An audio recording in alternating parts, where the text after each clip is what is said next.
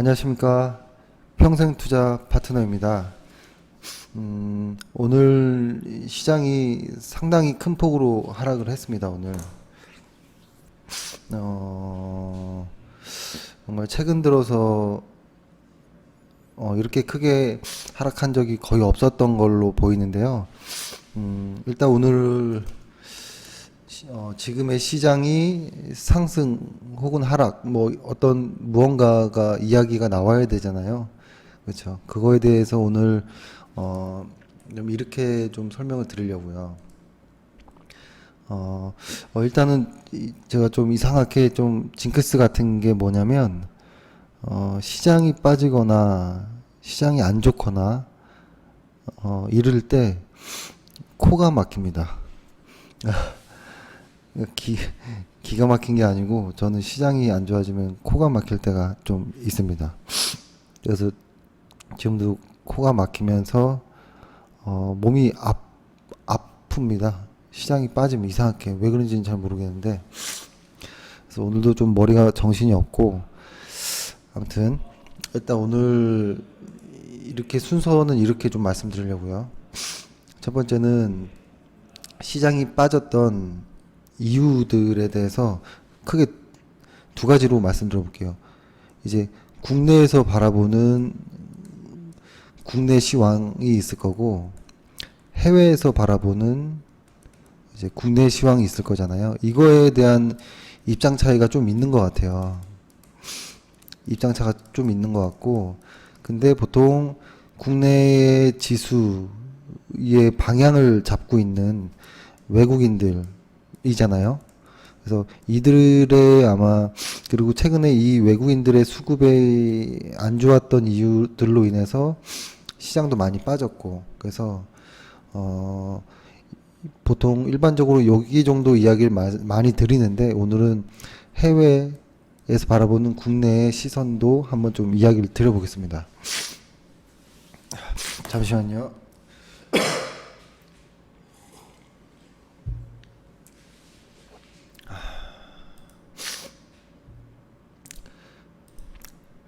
일단은 코스피 지수 먼저 보면 일단은 지수를 먼저 볼게요. 지수 먼저 보면 오늘 1.68포인트 68%가 빠졌죠. 40포인트가 빠진 거는 상당히 크게 빠진 거고 거래량 역시 나왔어요. 거래량이 나오면서 시장이 길게 빠졌거든요. 그러니까 과거에 이 라인대가 이제는 지지의 역할이 되겠다라는 이야기를 드렸었잖아요. 그죠? 이 라인대 이거를 조금 더 러프하게 그려보면 여기서부터 해서 요 정도까지를 잡는 거겠죠. 이 정도 라인 때까지가 이 정도 라인이 좀 지지의 역할을 할 것이다.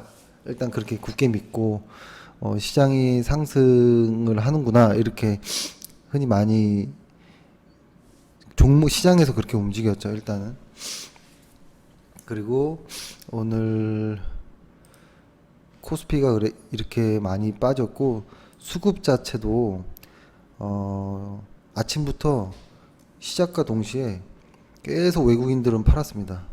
뭐 기관들은 조금 팔다가 마지막에 조금 들어 올리는 정도 이렇게 끝이 났고 그리고 그리고 코스닥을 한번 볼게요.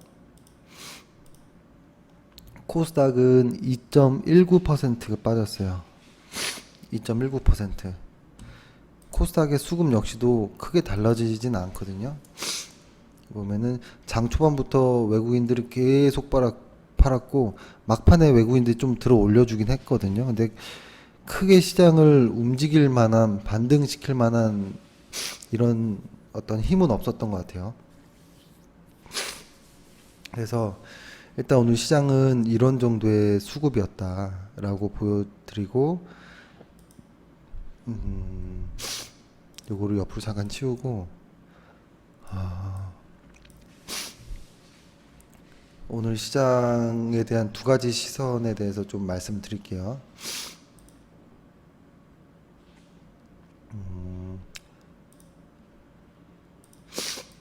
그 첫 번째는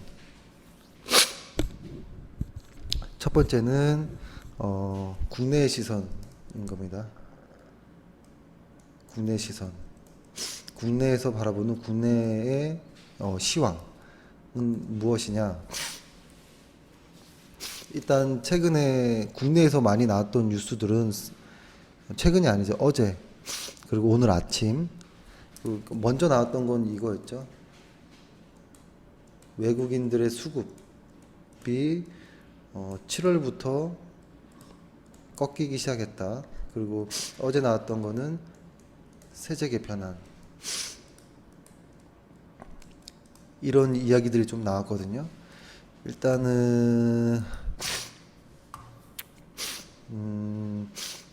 여기서 이제 먼저 말씀드릴 거는 수급을 먼저 일단은 말씀을 드려보면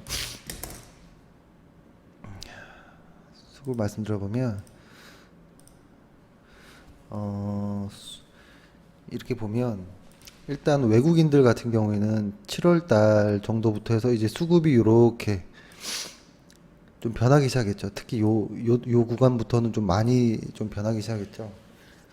거의 파란색이 매도가 더 많아지는 그런 모습이잖아요. 그죠? 그리고 제가 어제 말씀드렸던 거는 금융 투자의 이 상승이 아니죠. 매수 물량은 그렇게 많이 신경 쓰지 말라. 수급에 왜곡을 가져오는 게 금융 투자의 물량일 경우가 많거든요. 그래서 보통 수급을 볼 때는 투신의 물량과 기금의 물량을 좀 같이 보는 게 좋아요. 이렇게 보면 여기 기금의 물량, 그러니까 여기 투신의 물량, 그리고 기금의 물량 이렇게 보는 게 낫지. 이 금융투자의 물량은 이상하게 수급의 왜곡을 가져다 주는데 그 이유는 뭐가 되냐면 금융투자의 그 매수 자체가 어제 말씀드렸던 것처럼 주식 연계증권이랑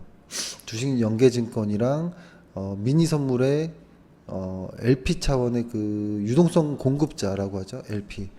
유동성 공급자의 어떤 역할 때문에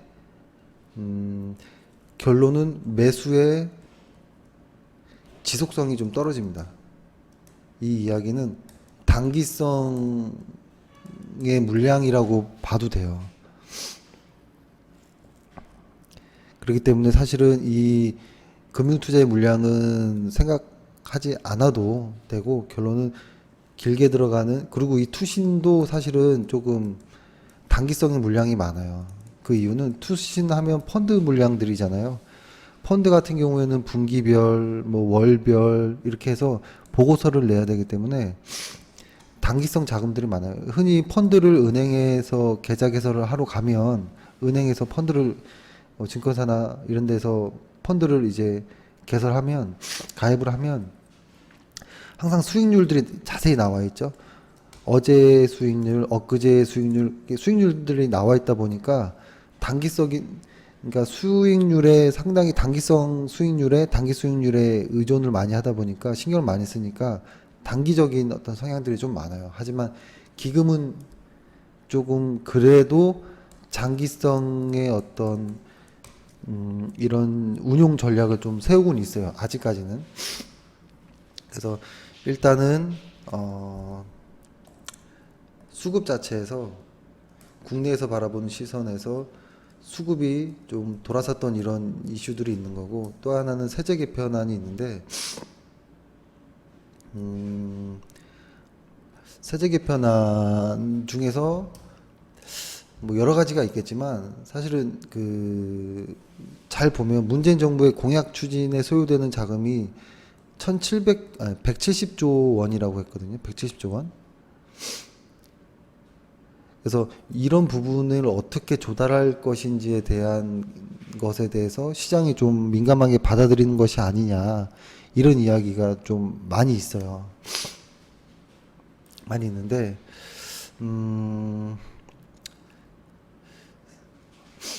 사실 이런 거 역시, 그리고 또 하나 이게 있죠. 요걸 어떻게 하느냐의 문제가 있고, 또 하나는, 좀 더 들어가자 보면, 비거주자, 외국 법인의 국내 상장 주식, 장내 거래에 대한 과세 대상의 대주주 범위를 이제 축소했죠. 대주주 범위. 그게 이제 지분율 25%에서 5% 이상으로 이제 낮췄잖아요. 그죠? 근데 사실 요런 이야기들은 외국인들의 입장에서 보면, 그냥 어때서? 사실은 이들이 더 보는 거는 실적과 어떤 실적, 그러니까 펀더멘털을 더 중시하거든요. 펀더멘털을. 그리고 이런 부분들은 외국에서는 벌써 다 많이 이루어지고 있는 것들이에요.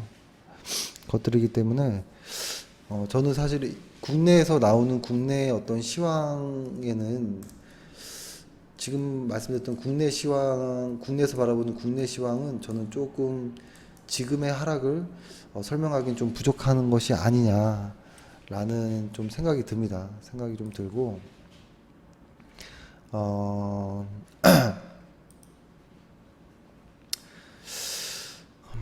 그리고 사실 국내 이야기들이 좀 더 문제가 좀 더 얘기 들을 게 좀 있는데, 보면 부동산 규제도 있죠. 사실 부동산 규제로 인해서 오늘 건설사들이 많이 빠졌고, 그리고 이제 방산비리 수사 해가지고 이제 항공주 쪽에서도 좀 하락이 많았고, 원자력 발전 축소, 그래서 탈원전 정책으로 해가지고 역시 이거에 관련된 종목들 하락이 많았고, 그다음에 법인세 개편도 있고, 이런 쪽도 있는데, 사실 저는 정당성이 있다고 봐요. 그러니까 이런 정당성들에서 이제 이런 개혁을 반대하는 쪽도 있겠죠. 그래서 좀 시장이 좀 어수선한 것도 있지만, 저는 그냥 받아들여야 된다고 생각을 하고요. 이 결론적으로 내수가 커져야, 그죠? 내수가 커져야 시장이 골고루 성장하는 거고, 함부로 시장이 꺾이거나 이러지 않거든요. 근데 이제 사실은 국민연금 관련한 이야기를 좀 나중에 한번 드리고 싶은데, 국민연금 관련해서는 최근에 좀 뉴스가 나왔다가 좀 들어간 것 같긴 한데, 국민연금 쪽에서의 좀 개혁이 좀 없다라는 게 좀 아쉬운 부분이 있어요. 국민연금. 그래서 국민연금 관련한 개혁을 뺀 나머지 부동산, 항공, 탈원전, 법인세, 거기에다가 오늘 세제, 대주주 지분율, 이런 것들이 전 다 정당성이 있다고 보고, 이거 자체가 시장을 하락으로 이끌었다라고는 보기 어려워요. 사실 얼마 전까지만 해도 이거에 반대되는 주식들이 많이 올랐었죠. CS 윈드나 이런 것들, 그렇죠? 그래서 이거는 조금 아닌 것 같고, 이걸 다 좀 위로 빼보고, 그 다음에 지금 해외에서 바라보는 시선, 이게 지금 사실은 많이 오픈이 안 돼 있는 내용이잖아요. 그죠? 해외에서는 어떤 부분들을 좀 많이 이야기를 하냐면 간단합니다. 사실 해외에서는 지정학적 리스크, 이거 진짜 전쟁 나는 거 아니야?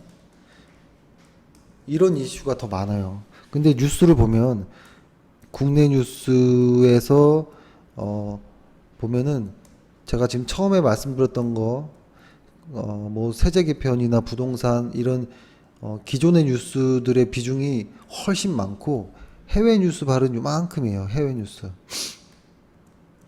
근데 이 해외 자금이 국내에서의 시장의 방향성을 잡는 경우가 많거든요. 그래서 이쪽의 뉴스가 너무 좀 없다. 그래서 지금 어떤 이유들을 국내 시황에서 찾고 있는 것이 아닌가 이런 생각이 좀 듭니다. 그러니까 사실 좀 어처구니 없는 뉴스가 새벽에 하나 나왔잖아요. 그죠? 오늘 아침에 시황으로 쓸까 하다가 내용이 길어져서 쓰진 않았는데 린지 그레이엄, 그러니까 흔히 매파적 성향이 강한 상원 의원이라고 하는 건데 상원 의원이죠. MBC 방송에서 이제 인터뷰를 하죠. 인터뷰를 하는데 좀 말이 안 되는 말을 했어요. 그러니까 트럼프 대통령이 자기한테 이렇게 얘기했다. 전쟁도 불사하겠다. 이런 식의 이야기를 했는데 뭐 이렇게 얘기를 했다고 해요. 뭐 북한의 장거리 핵미사일 개발하는 거를 그냥 내버려 두느니 그냥 북한과 전쟁을 선택하겠다. 이렇게 얘기를 했고 더 심한 거는 전쟁 나더라도 한반도에서 나는 거고 뭐 죽더라도 거기 있는 사람들이 죽지 미국 사람이 죽는 거 아니다. 이런 식의 이야기를 했다고 하더라고요. 근데 심각한 거는 그런 이야기를 이런 공신력 있는 사람이 공신력 있는 방송에서 인터뷰했다라는 게 저는 조금 심각하다라고 보여지고 이거는 이제 북한에 대한 어떤 북한이 들으라고 하는 소리겠죠. 그죠? 사실 전쟁이 진짜 이루어지기는 어렵겠죠. 왜냐면 과거처럼 과거 같은 상황이 아니거든요. 지금 이제 북한 같은 경우에는 그러니까 트럼프 행정부의 강경 발언이 이제 악재이긴 한데 사실 예전과 많이 달라요. 그러니까 예전에 후세인 참수 작전 했던 것처럼 김정은을 제거하고 뭐 이런 게 쉽지 않다는 거예요. 중국, 러시아가 있기 때문에 이거는 전쟁으로 가기까지는 사실 거의 희박하다 정도로는 다 알고 있어요. 시향에서는. 근데 이거는 이제 북한에 대한 이제 강경한 경고 차원이라고 봐야 되거든요. 경고 차원. 근데 경고치고는 방식이 잘못됐다라는 거예요. 방식이 잘못됐다라는 거고, 그러니까 한국 그 정치 뉴스도 좀 비슷한 것들이 있잖아요. 자꾸 감추고 다르게 시선을 돌리게 하는 것들. 그러니까 트럼프가 많이 힘이 빠지면서 자꾸 이제 이런 쪽으로 이제 좀 강경한 어떤 전쟁 이런 쪽의 이야기들을 많이 좀 부각시키는 이런 쪽의 어떤 방식이 아닌가라고 생각을 하고 또 하나는 백악관 대변인 역시도 사실은 뭐 북한의 핵 미사일이 멈출 수 있다면 우리는 어떤 옵션이라도 뭐 테이블 위에 올려놓겠다 뭐 이런 얘기를 했었는데 갑자기 하루 만에 말을 바꿨어요. 지금은 대화할 때가 아니다. 뭐 이런 이야기를 했었거든요. 그래서 이제 사실 이게 보면 국내에서 느끼는 어떤 그런 시선이랑 해외에서 느끼는 시선이 많이 좀 차이가 있다. 해외에서는 어떤 지정학적 리스크를 아주 크게 보는 느낌이에요. 최근에는. 그래서인지 몰라도 사실 여기서부터가 조금 진짜일 것 같은 생각이 드는데 뭐냐면 템플턴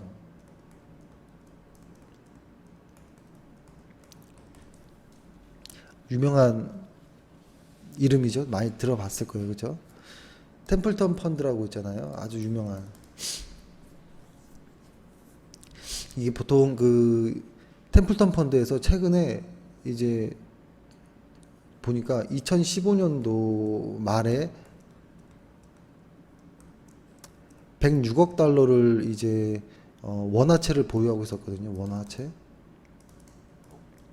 근데 지금 최근에 2분기에 보니까 17억 달러의 규모의 그 원화채를 그 순상환을 해버렸다는 거예요. 그리고 이제 6월 말 기준으로 이제 보면 그 우리네 그 국고채에 대한 보유가 계속 많이 줄어가지고 이 당시 이후부터 해가지고 지금 현재 24억 달러 정도밖에 남아있지 않다라는 거예요. 그러니까 106억 달러에서 24억으로 원화채를 다 순상환해 버렸어요. 순상환.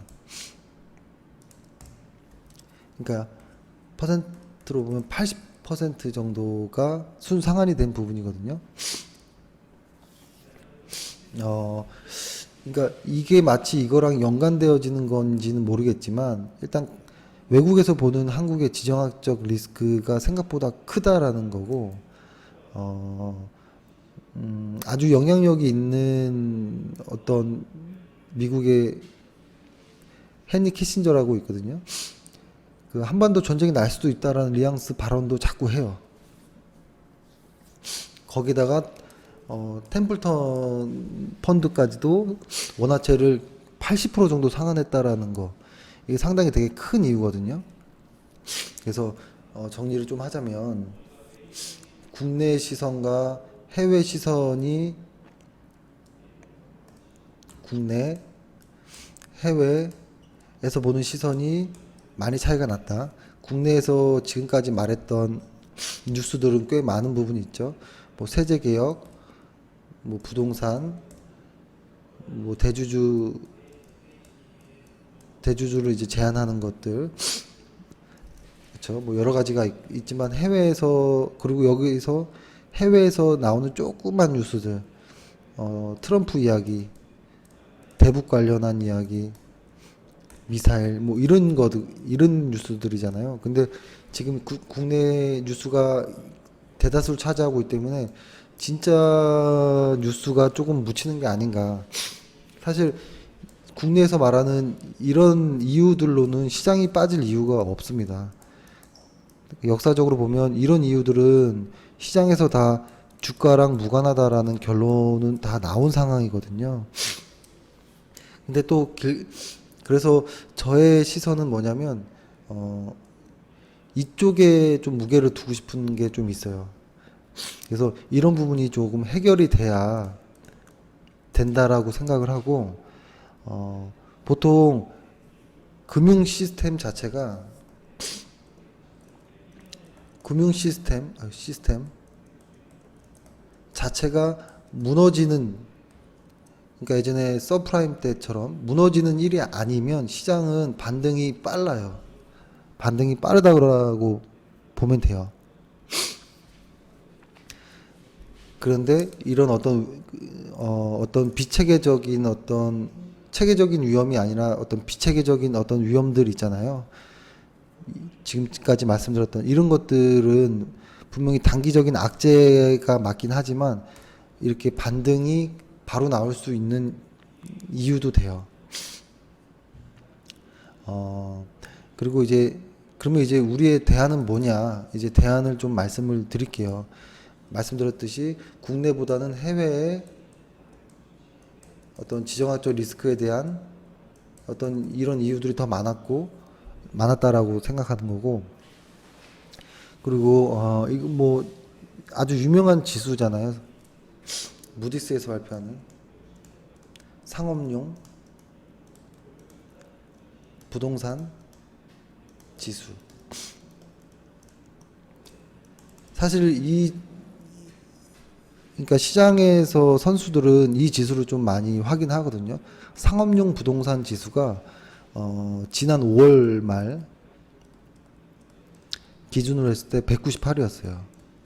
그러니까 사상 최고치를 찍은 거거든요. 다시 한번 갱신한 거예요. 그러니까 부동산 시장이 직전 고점을 돌파해서 이제 강세를 보이고 있다는 거는 사실 결국 주식 시장이 더 간다라는 소리로 보여지고, 무디스의 그 상업용 부동산 지수와 주가가 상당히 흐름이 거의 뭐 비슷할 정도거든요.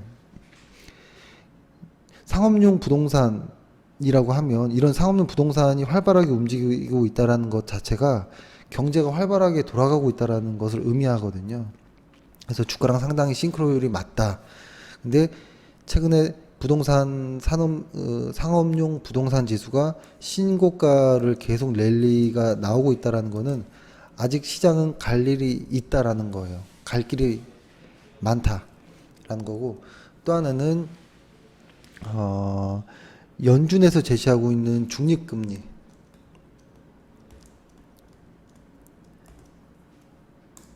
3%예요. 3%. 그렇죠? 역시 이 중립 금리까지 미국에서 금리가 이제 다가가기 전까지는 주식 시장은 상승한다가 맞아요. 그렇죠? 마치 무슨 너 무슨 경제학 원론 이야기 하듯이 얘기하네라고 하지만 사실 그게 기본이에요. 주식 시장에서. 그러니까 주식을 처음에 공부할 때 교과서대로 하는 것도 좋고 어떤 현장의 어떤 필드에서 느끼는 어떤 경험도 쌓이고 뭐 여러 가지가 있겠지만 이 교과서가 기본이 되는 거거든요. 그죠? 이것들에 의해서 누군가는 결정을 내리는 경우도 많거든요. 개인이 느끼는 어떤 그 감정 때문에 누군가가 정책을 결정하는 게 아니고 큰 시장 안에서 보는 거거든요. 그래서 정리하자면 미국에서는 상업용 지수가 계속 신고가를 내고 있고 중립금리가 3%에 오르려면 아직 멀었다. 그럼 그때까지는 지수는 간다라고 보는 거가 맞는 거예요. 그러면 이제 그래서 지금 하락은 너무 큰 거 아니냐라고 생각할 수 있는데 보통 주식은 이렇게 갑니다. 이렇게 가는데 일단은 지금 최근에는 수급에 의해서 시장이 많이 움직였잖아요. 그래서 저희도 일단은 이렇게 말씀드리는 거예요. 시장은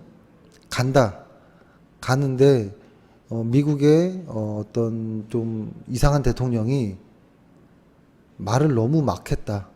거기에 여론까지 더해지면서 진짜로 어떤 그 자기 실현적인 어떤 이런 패턴들이 나오면서 시장이 하락으로 이어지는 것다라고 좀 보여지는 모습이 있습니다.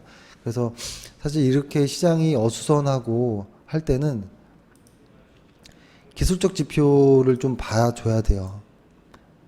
기술적 지표. 그래서 일단은 이렇게 한번 설명을 드릴게요. 지금 코스피 지수가 요렇게 좀 두껍게 해서 보면 코스피 지수가 최근에 이렇게 왔잖아요. 근데 MACD라는 선은 이렇게 왔거든요. 이 선과 이 선의 차이가 좀 있죠. 여기 공간이 있잖아요. 이럴 때는 MACD 이 선이 하락 다이버전스라고 하면서 이쪽이 더 잘 맞는 경우가 많아요.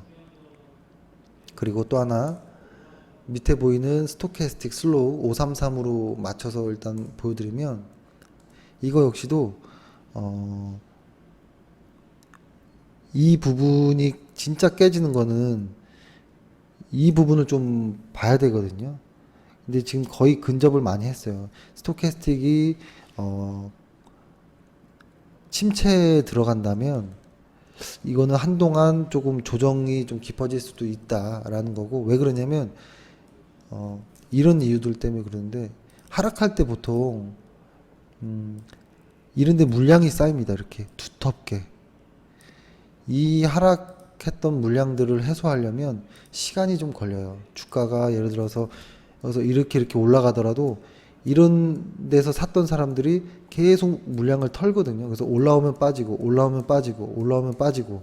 그래서 오전 시황에 말씀드렸던 것처럼 어느 정도 박스권이 형성될 거다라고 말씀드린 게 이런 이유이기도 했었어요. 그래서 이 정도가 박스권에 좀 갇히는 모습이 되지 않을까라는 모습을 좀 말씀을 드리고, 그러면 진짜 대응을 말씀드리면 일단 저희 그 회원가입했던 좀 오래됐던 회원분들 있잖아요. 과거라고 하면 어감이 좀 안 좋네요. 좀 한 최소 2달 이상, 과거 한 1년 정도부터 해서 최근에 2달 정도까지 가입했던 그 고객은 뭐 많이 다 말씀을 드렸지만 일단은 만약에 이 스토캐스틱이라든지 MACD가 조금 더 하락 추세가 더 깊어진다면 물량의 무조건 50%는 전부 다 이익 실현을 합니다. 이익 실현을 하고 나머지 50%의 물량은 계속 유지, 그러니까 홀딩을 합니다. 홀딩. 어차피 수익은 많이 났거든요. 났고 여기서 물량을 가지고, 그러니까 이게 매도의 개념이 아니라 리밸런싱 한다라는 개념이에요. 물량의 반을 덜어내고 그 반으로 새로 이제 어디단가 물량을 실을 건데, 이 물량은 이 들어갈 곳은 아직은 결정되진 않았다인 거예요. 그리고 최근 한 달 혹은 뭐 2달 이전에 저희 회원에 가입하셨던 분들은 어떻게 하면 좋으냐면, 제가 많이 말씀드리긴 했지만 어떤 종목이 지금은 이 정도 고객이면 많은 종목이 있진 않을 거예요. 매수 가격에서 마이너스 8%가 하락했다면 다 매도합니다. 매도. 이익이 났던 뭐 하든 일단 다 매도를 합니다. 그러니까 두 가지인 거죠. 이 지표들 MACD, 그러니까 최근 고객은 MACD나 스토캐스틱의 지표가 아주 심한 침체권으로 들어간다. 그렇게 됐을 때는 이제 물량을 덜어내는데 반만 덜는 게 아니라 100%를 덜어내라는 의미이고, 거기에 기준선은 뭐냐면 매수했던 가격 대비 마이너스 8% 정도가 하락을 한다면 그냥 뒤돌아보지 말고 다 던지시고 무조건 현금 보유하고 있다가 새롭게 시장이 박스권을 탈피하는 어떤 이런 박스 장세를 벗어나는 장세가 나오겠죠. 예를 들어서 여길 돌파한다거나 박스권을, 그죠? 이렇게 반등한다거나, 이 두 가지 아니면 진입을 하지 않고 다 현금 보유를 하는 겁니다. 시장이 이렇게 흘러내릴 때는, 코스닥 지수를 볼게요. 시장이 이렇게 흘러내릴 때는 그 누구도 어떻게 할 수가 없어요. 그리고 또 하나는 시장이 흘러내리는구나, 시장이 꺾이는구나, 혹은 시장이 변하는구나를 체험할 수 있는 건, 경험적으로 알 수 있는 건 뭐냐면, 내가 하고 있던 원칙대로 매매를 하는데, 시장이 강세장일 때는 이 원칙대로 매매를 하면 한 5종목 정도의 한 3종목 혹은 4종목 정도가 수익이 나는데, 시장이 약세로 전환된다거나 어떤 변화가 생길 때는 5종목 정도 매수를 하면 한 3종목 혹은 4종목 정도가 떨어져요. 그러면 쉬어야 된다라는 이야기예요. 그러니까 제가 자주 말씀드렸던 것처럼 주식은 1년 혹은 2년 해서 어떤 결과를 보는 게 아니에요. 예를 들어서 1억 있던 고객이 1, 2년 해서 100억을 만드는 이런 게 아니에요. 이건 잭팟이 아닌 거고, 여기다 0을 하나씩 더 붙이는 거예요. 이러면 이렇게 할 수도 있어요. 그렇죠? 그렇기 때문에 또 하나 말씀드리면 1년 12달 중에 3달 정도 혹은 4달 정도가 수익이 가장 좋다. 나머지 한 9달 정도, 이 정도는 수익이 안 좋거나 횡보한다. 그래서 보통 지금 최근에 벌었던 이걸로 이번 1년에 그 기대 수익률을 맞춰야 되는 것도 있어요. 그래서 주식 1, 2년 할 거 아니기 때문에 시장이 안 좋을 때는 시장과 같이 쉬자.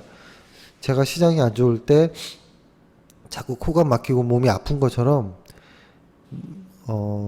저희 회원들 혹은 이거를 보는 무료 다른 어떤 분들이라도 시장에 좀 순응하자라고 좀 말씀드리고, 지금 시장은 하락이냐 어떤 뭐 상승이냐 이렇게 얘기를 딱 부러지게 말씀드리면 이런 겁니다. 상승하는 가운데 이런 정도의 모습일 수 있다. 근데 여기까지 오고 반등할지, 여기까지 오고 반등할지는 아직 모르기 때문에 일정 원칙대로 끊자라는 거예요. 일단은 오늘은 요 정도까지 일단 말씀드리고, 시장이 오늘 꽤 큰 하락의 클라이막스 같은 모습을 보여줬는데, 이렇게 크게 하락이 빠지면 결론이 금방 납니다. 그렇기 때문에 조금 더 지켜보고 너무 서두르지 마시기 바랍니다. 오늘 하루 고생 많으셨습니다. 감사합니다.